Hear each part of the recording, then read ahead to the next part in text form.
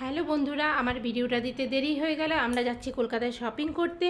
তো প্রত্যেকবারই যাই, প্রত্যেকবারই আমি ভিডিও করি না কো, এবারে ভিডিও করেছি। আর বর্মশা আসতে লেট করেন, সেই জন্য আমাদের যেতেও লেট হয়। তো আমার শাড়ি কেনা হয়ে গেছে, অলমোস্ট আমার সব শাড়ি কেনা হয়ে গেছে। বিয়ে পারপাসে কটা শাড়ি কেনা বাকি আছে সেটাও কিনবো। তো আমরা কারি গিয়েছিলাম, এই জন্য জানি বর্মশাই বাড়িতে মানে আমাদের সাথে যখন যাচ্ছেন সেহেতু লেট হবেই হবে।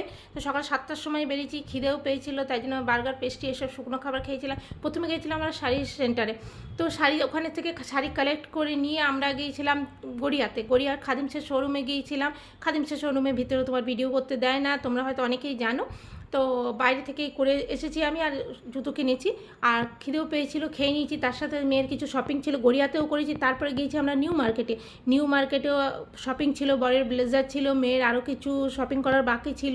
এইসব কেনাকাটা করে মেয়ের একটা ছোটো ট্যাডিও দিয়েছি কিনে।